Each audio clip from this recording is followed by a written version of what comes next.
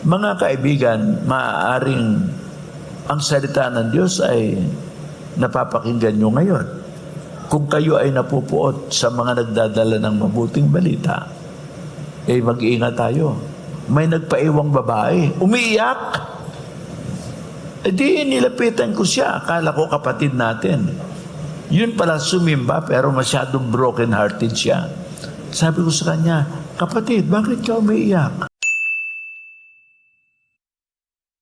Magandang araw po sa inyong lahat, Sir JR po ng Usap-Usap University at mga ka-U3. Welcome back! Tuloy na naman po kayo dito po sa ating regular show. Para po sa ating mga baguhan, ang ating pong ginagawa dito sa U3, tayo ay nanonood ng mga religious videos, discussions, preachings, debate, at iba pa basta patungkol po sa relihiyon. And for this particular one, ito po ay dahil sa ating last na video reaction na tinangkilik din po ng mga members po ng PMCC 4th Watch. So for the first time, bibigyan naman po natin ng reaksyon ang preaching ng late Apostle Arsenio Tan Ferriol. Ayan, sadly, si Apostle Ferriol po ay namaalam na. Yung humalili po sa kanya, yung kanyang anak po yata na si Apostle Jonathan na atin pong nabigyan ng reaction sa atin pong past video reaction. Ito po ay nagmula sa programang Oras ng Katotohanan. Honestly mga kayuth, hindi ko po alam kung ano po yung topic dahil we'll be watching this for the first time. We're just grateful na ito po ay sinend sa atin via Facebook. Sa akin pong background sa paghimay, sa pag-aanalisa, ako po ay dating university debater mula po sa MSU-IIT. Ako rin po ay nakapagdebate sa ABS-CBN News Channel, member ng isang international public speaking organization at representante ng Pilipinas sa isang komperensya na inorganisa ng Harvard University sa Amerika. Mga kayuthi, I think obvious naman po yan, hindi po ako member ng PMCC 4th Watch and to be honest with you mga kayuthi, wala po ako ganong idea about this church but I do remember seeing some structures in Manila, na mga parang simbahan po yata or parang kind of worship center. And because hindi po ako member mga kayuthi, sana po ay wag po kayong magalit kung maaari po kung mag-agree sa aking mga napapanood o mag-disagree sa aking mga napapanood. Pero one thing I can guarantee you, wala pa akong religious agenda, wala pa akong sinasabi na itong particular na reliyon ay dapat nyong kaaniban o wag nyong kaaniban. Ang sa akin lamang po, nagbibigay lamang po ako ng honest tsaka genuine po na reaction. Everything now is ready. Let us watch this video together. Sabayan niyo po ako. Let's go.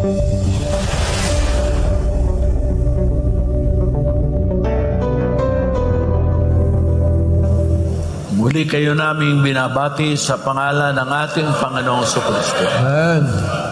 At sa pagkakataong ito, sa pagdadala natin ng mabuting balita, ay ating bubulayin ang pagkakakilanlan ng tunay na relihiyon.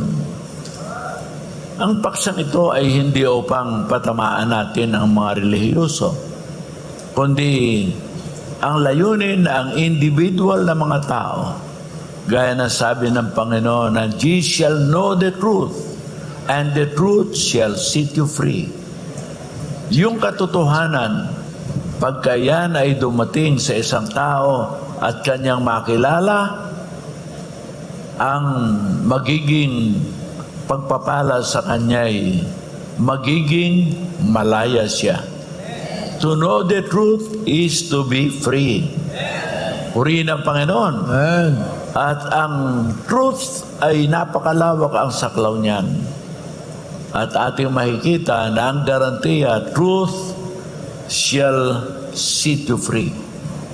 Halimbawa, ang isang tao ay hindi lamang sa maling paniwala kailangang maligtas.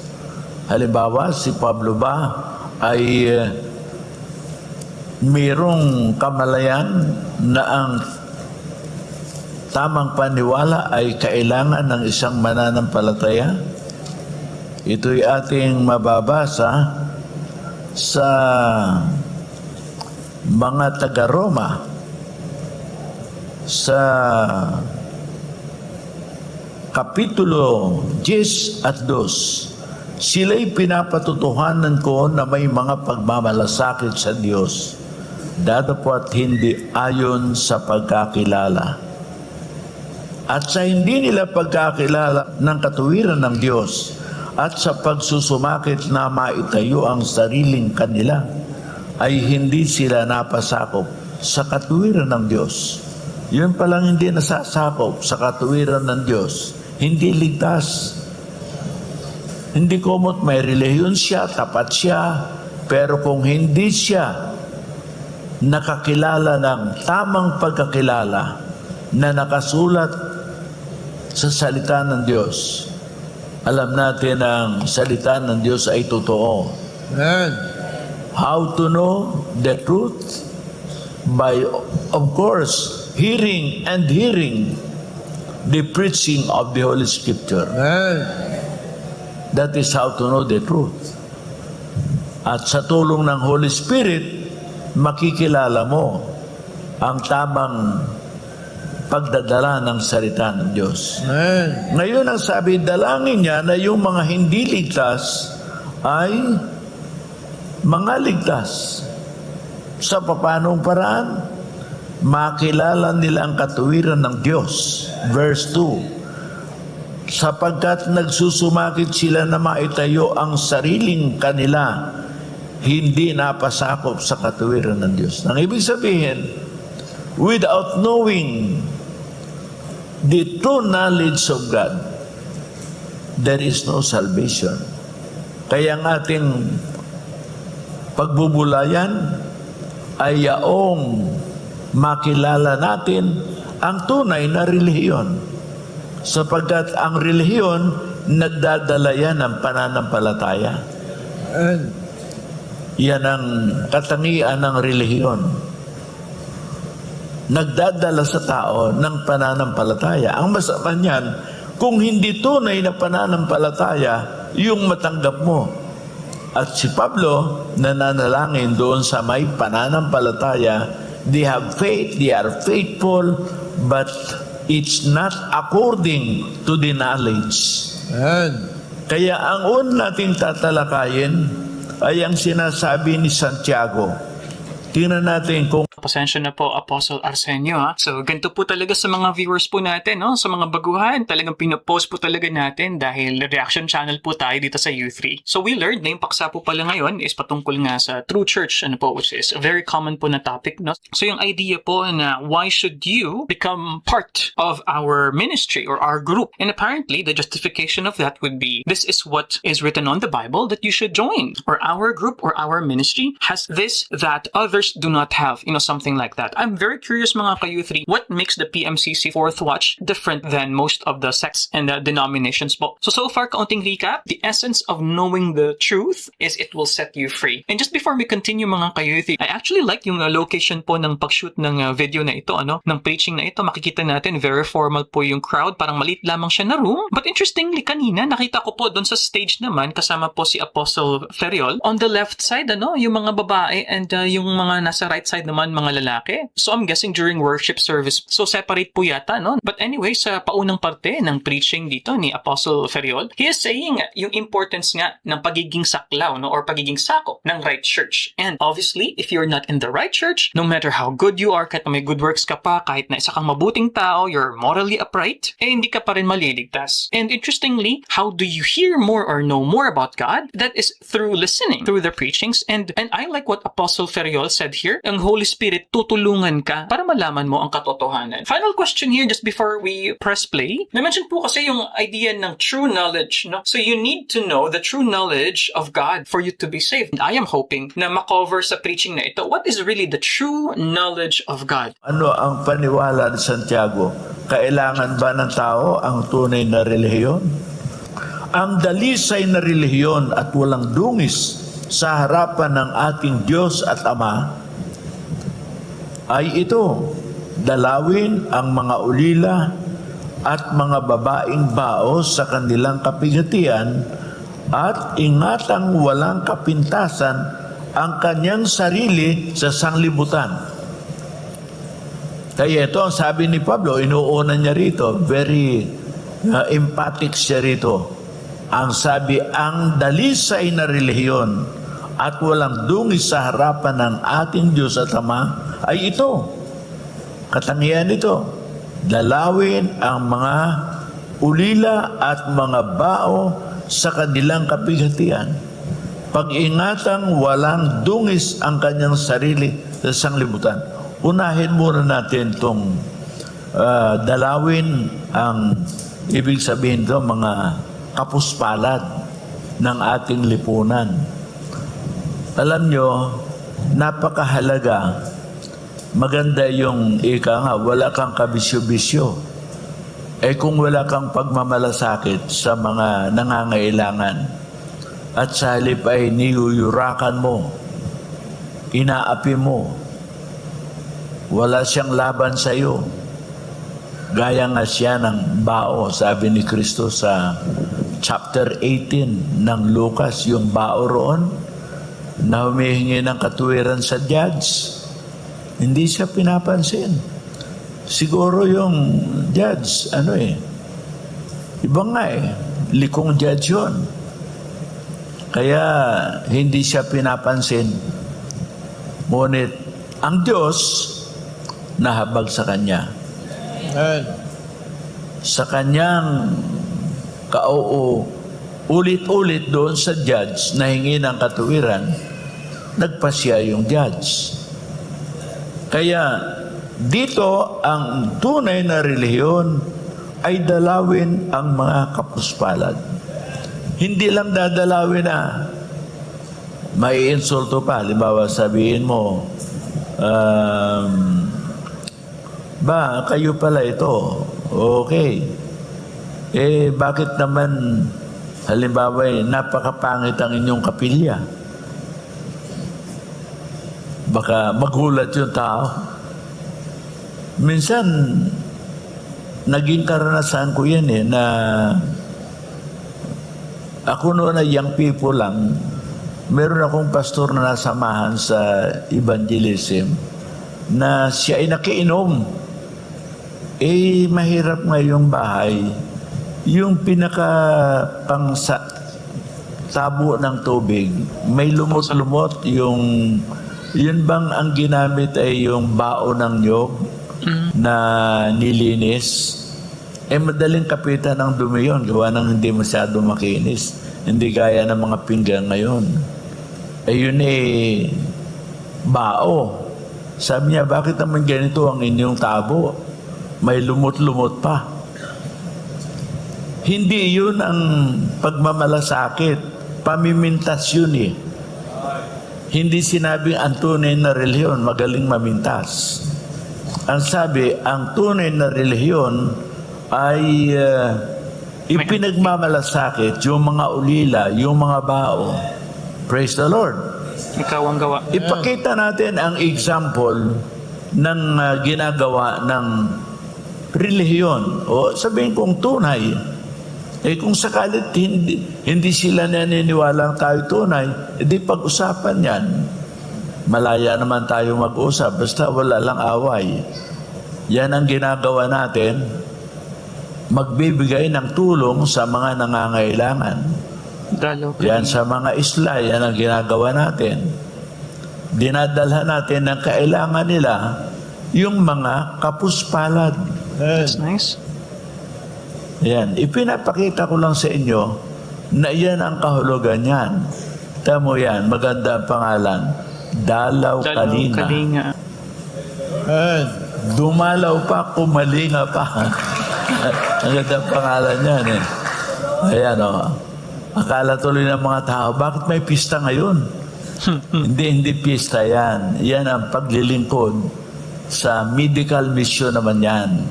Namimigay tayo ng gamutan at ang mga gamot ay libre. Pagka ikaw ay nasumpungan na may sakit, hindi lang sasabihin may sakit ka, dapat ibigay mo yung gamot ng sakit. Amen. Gawa na kung sasabihin mo may sakit, walang gamot, lalong mahihirapan yung mahirap. Yan, okay. Tama na yan. Example lang ang pinapakita ko sa inyo.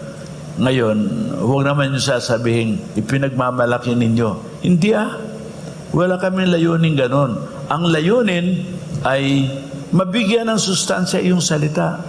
Sasabihin mo, ang tunay na relihiyon, dumadalaw, tumutulong, pagkatapos wala ka naman tulong. Pareho yung isang puno ng relihiyon sa buong mundo.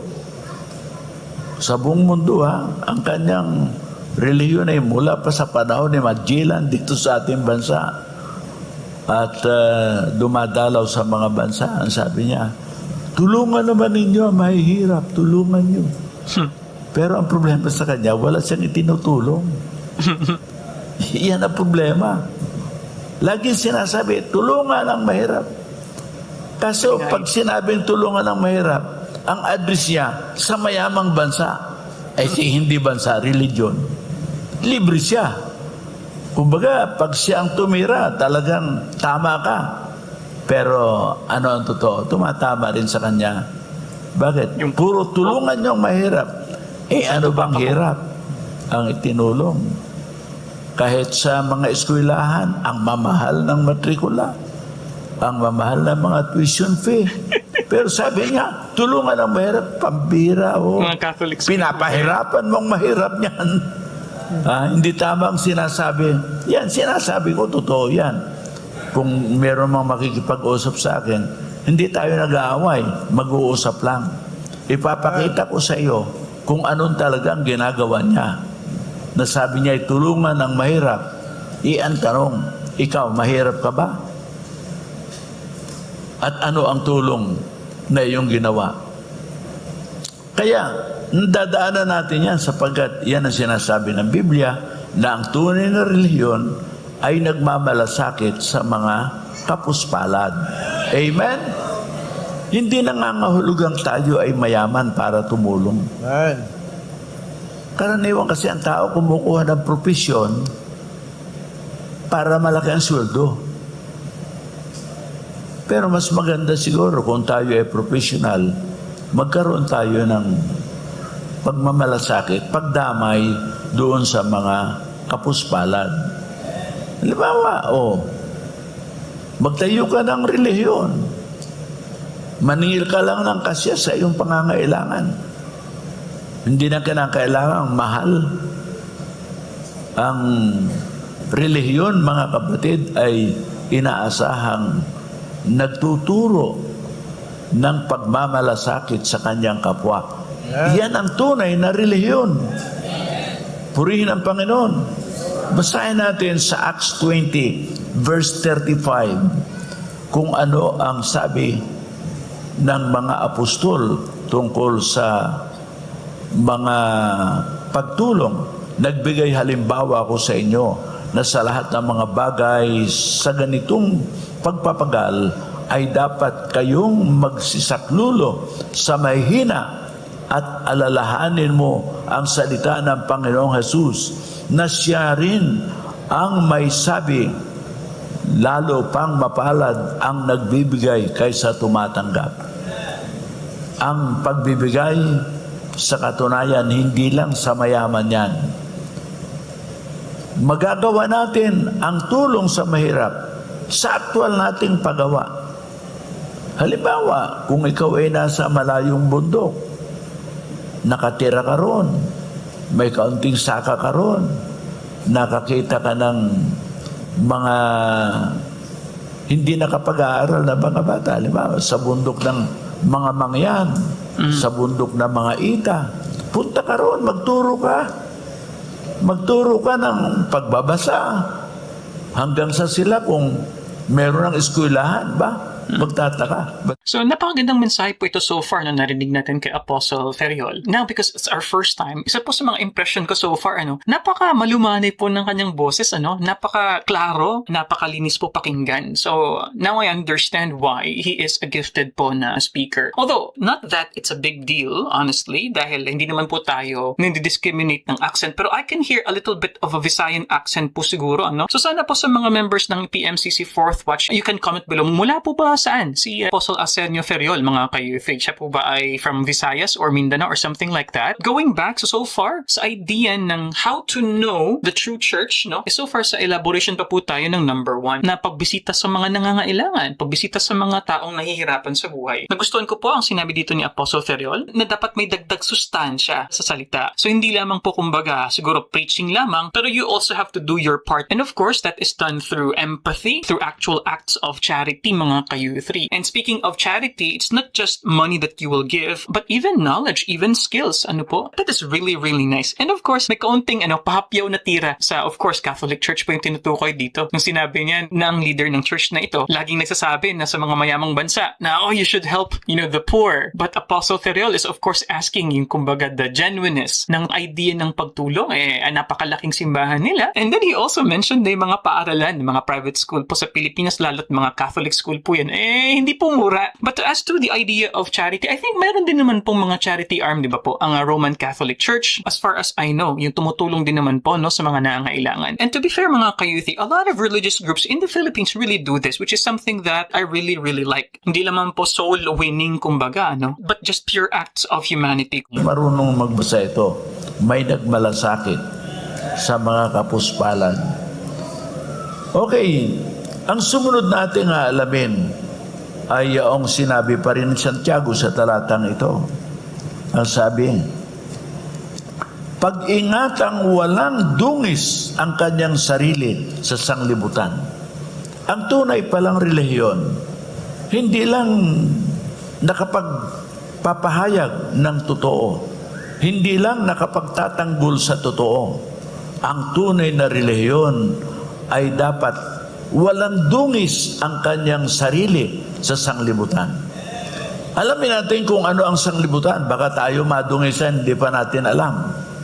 Ganito ang sinasabi sa unang Juan sa pangkat 2 at ang talata ay 15. Ganito ang ating mababasa. Huwag ninyong ibigin ang sanglibutan niyang mga bagay na nasa sanglibutan.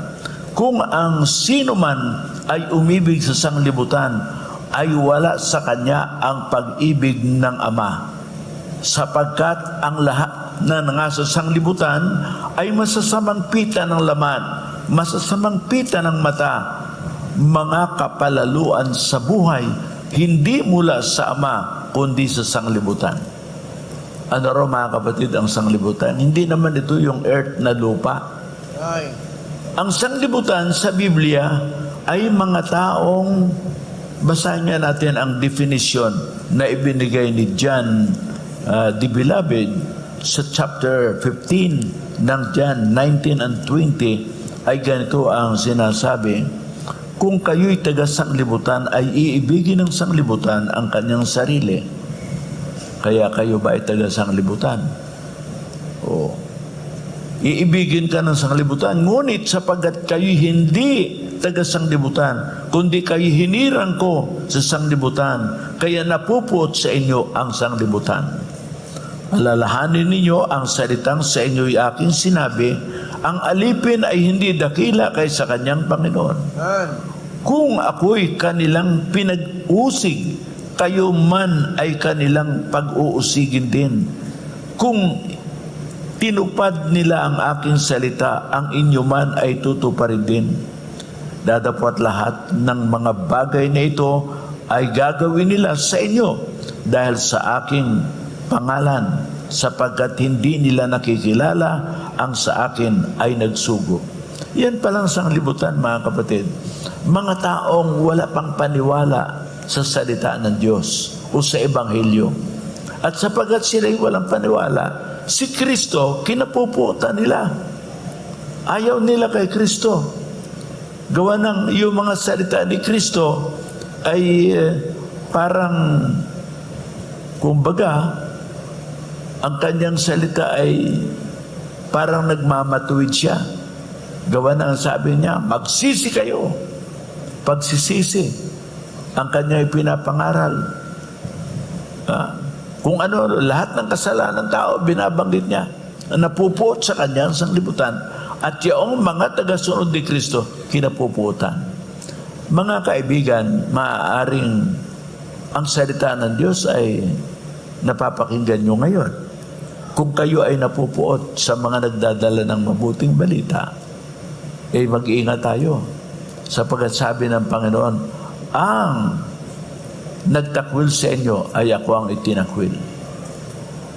Yung mga napupuot sa inyo, ako ang kanilang kinapuotan. Ang sabi pa niya, yaong umuusig sa inyo ay ako ang inuusig.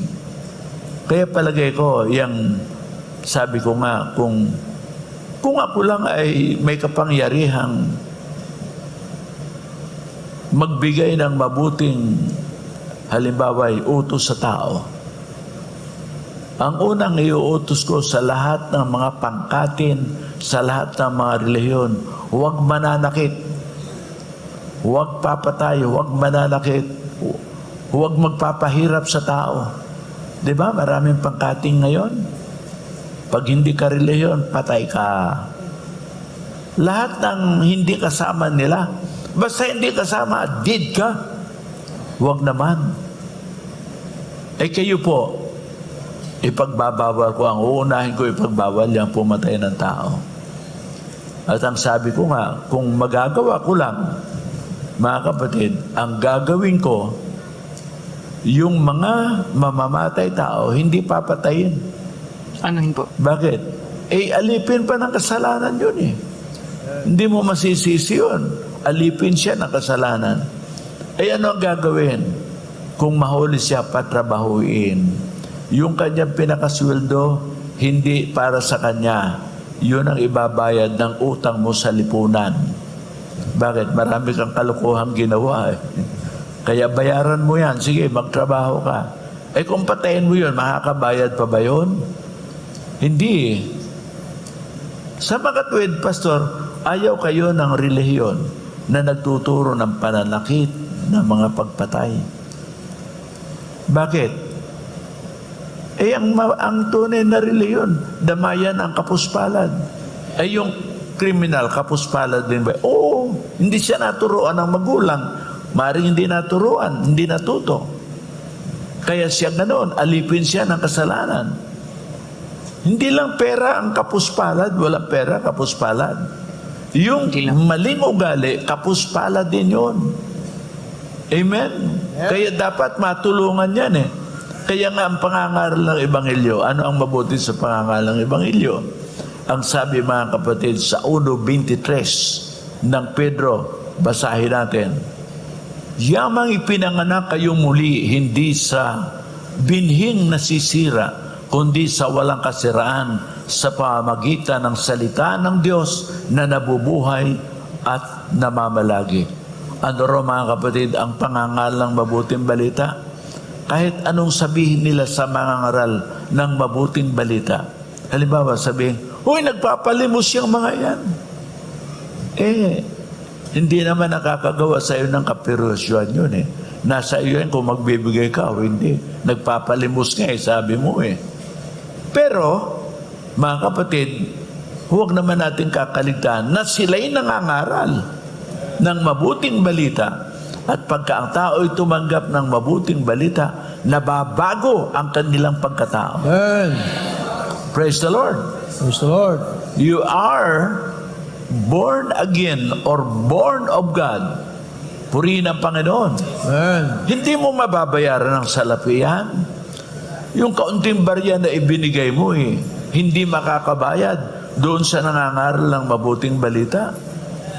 Hindi lang natin alam yan. Halimbawa, sa ano niya dinadala yung mga limos, kung limos. Dinadala pala yan sa medical mission. Amen. Yun pala ang kanyang nagagawa. Nagagawa pala niya yan doon sa mga wala ng damit. Sa pangangailangan, kaya sabi, mga ulila, mga kapuspalad. Purihin ang Panginoon.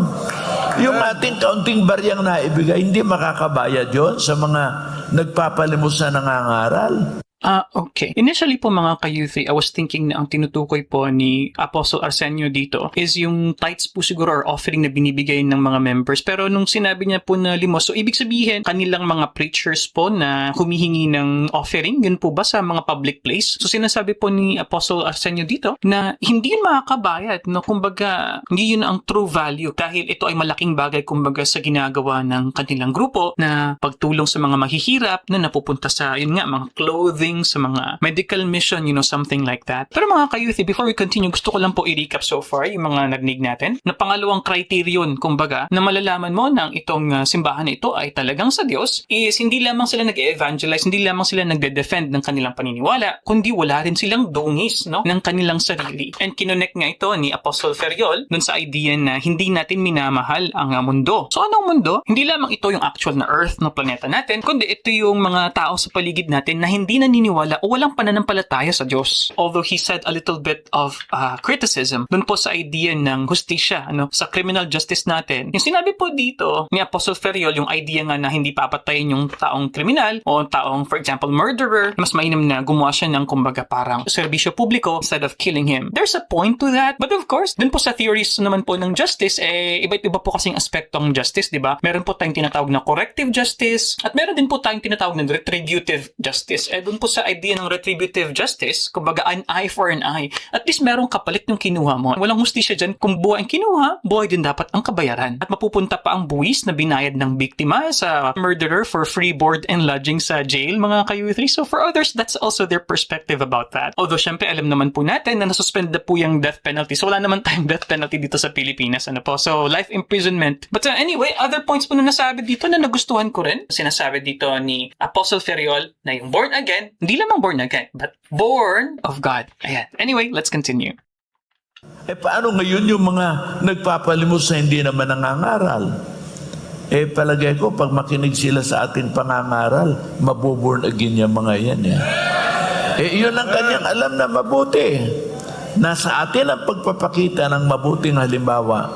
Halimbawa, sabihin mo, "Oy, kaibigan, ano ba yung tinatanggap mong limos kung limos?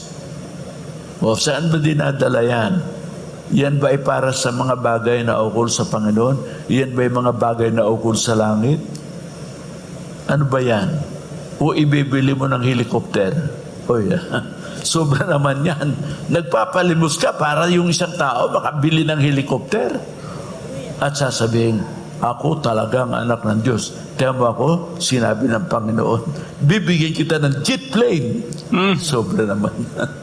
Ewan ko kung bakit may mga taong ganon at kung bakit may mga taong naniniwala sa ganon. Dahil dito, dapat tayo maging masipag mangaral. Amen. Kung kayo wala nang makain, edi sabihin nyo, "Pare, nangangaral ako Talagang wala pa akong almusal. Ito, by faith na lang ito." Palagay ko, meron namang babahagi sa iyo. Bakit si Kristo? Si Kristo ba nangaral, maraming pera? Hindi. May tagadala nga siya ng supot Ang problema lang, yung tagadala, mga kapatid, mukhang dinidinggoy niya Yung pagbibigay sa relihiyon, tama yan. Pero tiyakin lamang nyo na tama ang inyong pinagbibigan. Purihin ang Panginoon. Kaya, sanglibutan. Ano yung sanglibutan? Babasahin natin sa unang Juan, sa Kapitulo 2, at ang talata ay 15. "Huwag ninyong ibigin ang sanglibutan na ang mga bagay na nasa sanglibutan. Kung ang sino man ay umibig sa sanglibutan, wala sa kanyang pag-ibig ng Ama." O ano ngayon yung sanglibutan? "Sapagkat lahat na nasa sanglibutan ay masamang pita ng laman, masamang pita ng mata, at kapalaluan sa buhay, hindi mula sa Ama, kundi sa sanglibutan." Ito palang sanglibutan. Ulitin natin kung ano ang bagay na nasa sanglibutan. Ang sabi, ito ay mga pita ng laman. Ang sumunod, pita ng mata. Okay, pareho rin yun At kapalaluan sa buhay. So, it is lust, desire, carnal desire. At ang sabi, mga kapalaluan sa buhay. Pride of life. Kaya ang tao, pati ang relihiyon, palamuti sa kanyang pride. Kaya pala doon siya nagsisimba ay one raw, stateside. At saka yung mga preacher doon ay magagaling. English speaking.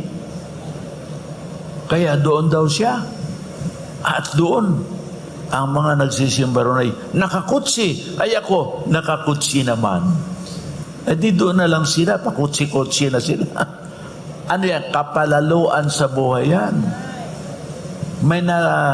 Minsan, speaker ako sa Paranaque. Pagkatapos ng sermon ko, may nagpaiwang babae. Umiiyak. E di, nilapitan ko siya. Akala ko kapatid natin.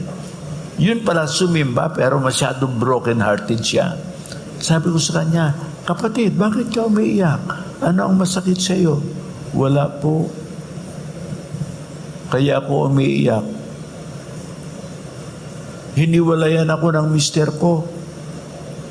Gawa ng yung bahay namin, naisanla ko noon siya nasa abroad dahil sa gusto ko, merong kotse, ay naisanla niya.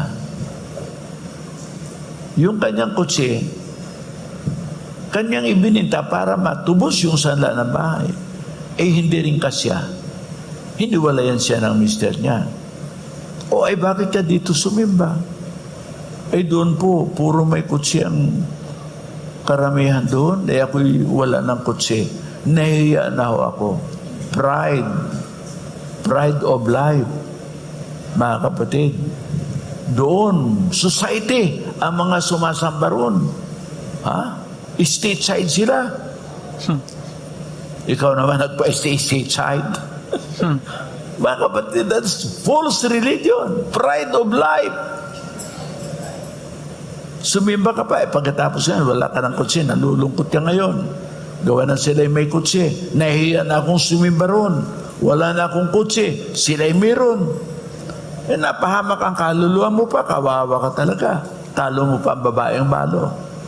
Bakit? Ay, yung balo balo siya, pero hindi siya nasadlak sa kahiyan. Kaya mga kapatid, huwag niyong ibigin ang sanglibutan. Bakit? Sapagkat ang sanglibutan, sabi ni Satanas, alam mo ba? Nakikita mo ba yung mga bayan yan, mga lunsod na yan? Yan ay ibibigay ko sa iyo pag ikaw ay luluhod at sasamba sa akin. Yang sanglibutan pala ay kay Satanas. Kaya pag ikaw ay pinapupurihan ng sanglibutan, mag-ingat ka. Baka malayo sa iyo ang kalooban ng Diyos. Kaya yung pride of life, ang tao ayaw patalo. Ang tao ay ayaw nang wala siya. Kung meron yung kapitbahay, gusto niya lampasan pa. Mga kapatid, ito pride of life to. Hindi sa Diyos to. Sayang ang relihiyon mo. Pagka ang iyong sinusundan ay yung pride and lust of the flesh. Kaya dapat tayo ay nasa relihiyon na yung ating pride ay nabago na. Naging awa at habag. Kaysa tayo ay papurihan ng mga tao. Di ba lang hindi ka papurihan? Basta ang ginagawa mo yung gawain ng Diyos. Kaya pag may bisyo, ano yung alak? Di ba? Ano ang sabi ng alak? Yan ba'y ipinapahintulot ng Diyos? Yung ikaw ay magbisyo ng alak? Hindi. Ang sabi ng kasulatan, pag tayo ay umiinom ng alak ay huwag titingnan ng alak. Lalo pat medyo mapula-pula na yan. Huwag nating titingnan. Bakit? Sapagkat yan ay makapaglilin lang. Kaya ang alak, ang mga droga, ang sigarilyo. Ganun din. Ang sigarilyo, bisyo. kung maaari. Huwag tayong mabibitag ng sigarilyo. Parang lalaking-lalaki ka kung titingnan. Sabi nga, noong siya hindi pa nagbabago ng relihiyon, pag siya'y humit-hit ng sigarilyo, simple lang, sabi niya. Nang siya'y magbago ng relihiyon, sabi niya, matindi ng manigarilyo. Ha? Taas na ang noo. Nagbago ng relihiyon. Paano pastor yung droga? Nako, durog ka niyan. Huwag mong gagawin yan. Okay mga ka-youth, so far dito, yung mga kumbaga practical muna na applications and pag-expound dito ni Apostle Arsenio dito nga sa idea ng hindi dapat ng isang tunay na church ay nagmamahal sa pamamaraan ng mundo. And I like how practical this is, and Apostle Arsenio really is giving examples po dito ng mga bagay na dapat nating wag gawin bilang mga Kristiyano. Binigyan niya po ng emphasis yung mga bisyo, pag-inom, ayan, droga, syempre, obvious naman po yan, at paninigarilyo. So far, dalawa pa lang yung nakita natin na pag-emphasize ni Apostle Arsenio sa mga qualities kumbaga ng true church. I am not sure kung ano po yung magiging third point niya, but I'm hoping ng mga ka-youth na mabigyan niya din ng kumbaga emphasis why PMCC Fourth Watch, especially dahil ito po ang simbahan po nila. How can they know that this is indeed the true church? Ito nga pong sa PMCC. And gusto ko din po malaman, ano po yung tawag po sa mga members po ng PMCC Fourth Watch? Fourth Watchers po yata ang tawag? Or Pentecostals din po ba? Pwede po bang matawag na ganon? So please comment below po sa mga members po ng PMCC na viewers po natin ngayon. Inom, sigarilyo, ang medyo hindi pa maganda yan. Yung mga puno ng relihiyon mismo, gumagawa niyan. Siguro, wala nang magawa. Yun ang ginagawa. Kaya ako, umaasa na itong sermon ko, hindi kayo magagalit sa akin. Wala akong magagawa. Hindi ko naman sinabing, pagka kayo magalit, hindi na ako magsisermon. Hindi, walang ganyanan. Basta tayo, magdala tayo ng totoo. Sapagkat ang totoo will set you free from any harm and from any danger of being condemned. Mga kapatid, kaya huwag tayong magkakaroon ng mga bisyo. Gawin natin ang ating relihiyon ay relihiyong walang bisyo. Alam niyo ako, nang matanggap ko ang mabuting balita, ang relihiyon ko ay tinatawag na holiness. Matinding relihiyon.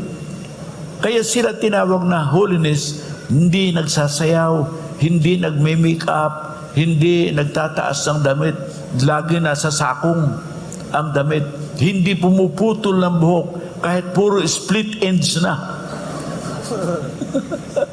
Yun sila kaya holiness daw eh. Yung bang very conservative.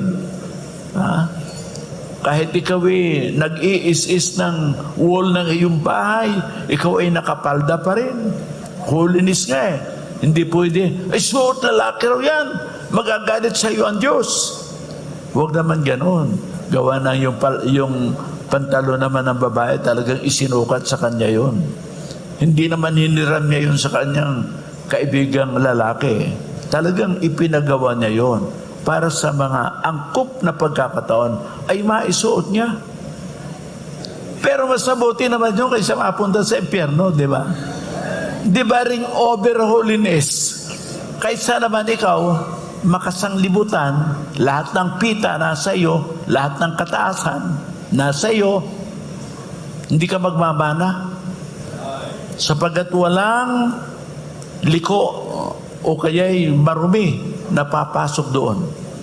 Kaya mga kapatid, ano ang ating gagawin upang tayo ay makaligtas sa mga bagay ng sanglibutan?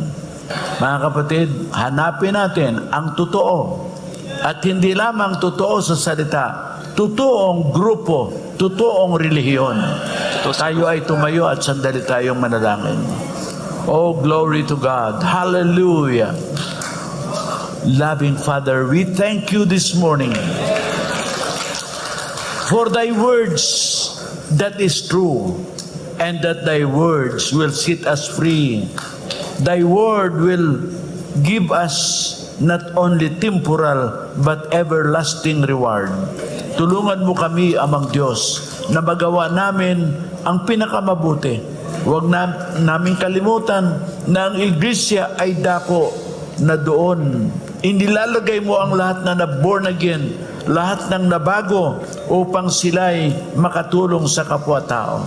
Ito po ang aming dalangin, Ama, sa ngalan ni Jesus. Amen. Lahat magsabing, praise the Lord. Hallelujah.